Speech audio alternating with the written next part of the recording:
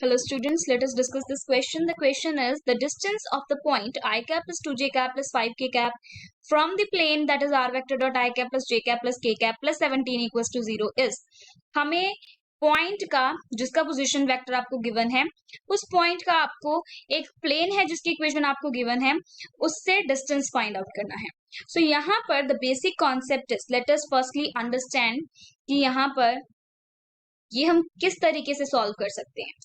So let me tell you कि अगर आपको एक पॉइंट दिया है, let suppose P is the point और उस पॉइंट का आपको पोजीशन वेक्टर दिया है, let suppose B vector is position vector of that point. Position vector आपको गिवन है उस पॉइंट का, ठीक है, of point P. Clear.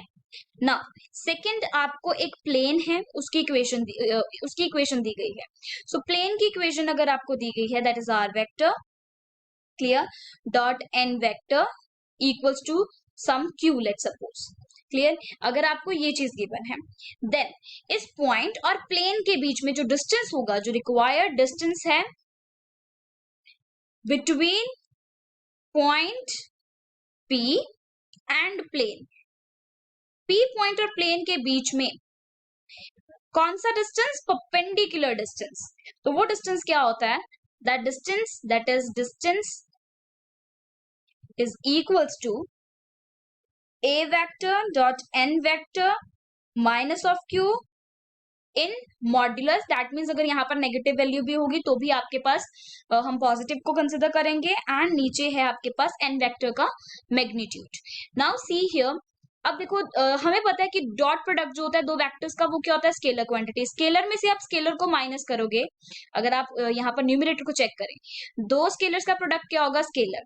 Scalar में से स्केलर माइनस करेंगे तो स्केलर मिलेगा, या पॉजिटिव मिलेगा या नेगेटिव मिलेगा.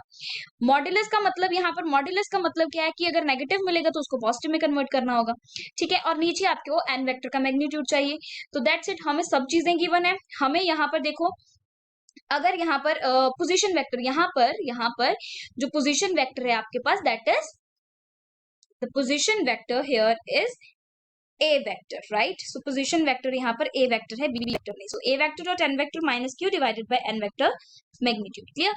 So यहाँ पर you are getting a vector as I cap plus 2j cap plus 5k cap, n vector I cap plus j cap plus k cap. This is your n vector, right? That is the normal vector.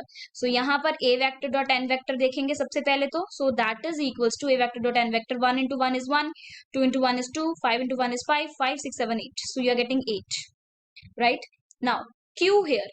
Now see, if you compare this equation with this given equation, you will get that the value of q here is minus of 17, right? Minus 17. So a vector dot n vector minus of q in modulus, that would be equals to 8 minus of 17 in modulus, that is nothing but 25. Clear? Now हमें चाहिए n vector magnitude. So n vector magnitude in this case will be equals to n vector क्या है? ये हमें पता है कि किसी भी वेक्टर का अगर आप मैग्नीट्यूड फाइंड आउट करना चाहते हो तो हम क्या करते हैं? Sum of square of the direction ratios और उसके ऊपर स्क्वायर रूट ले लेते हैं, ठीक है. तो यहाँ पर 1 square is 1, 1 square is 1, 1 square is 1, so we are getting √3. तो यहाँ पर आपके पास रिक्वायर्ड डिस्टेंस क्या आ जाएगा? The required distance here is equals to a vector dot n vector minus of q in mod, this is mod, divided by n vector magnitude. So you are getting, ये हमारे पास है 25 और नीचे आपके पास √3. So ये आपके पास आंसर होगा 25 by √3 units. This is the required distance. So 25 by √3, that is B option is the correct option in this case. Hope you understood the concept and the solution of this question. Thank you.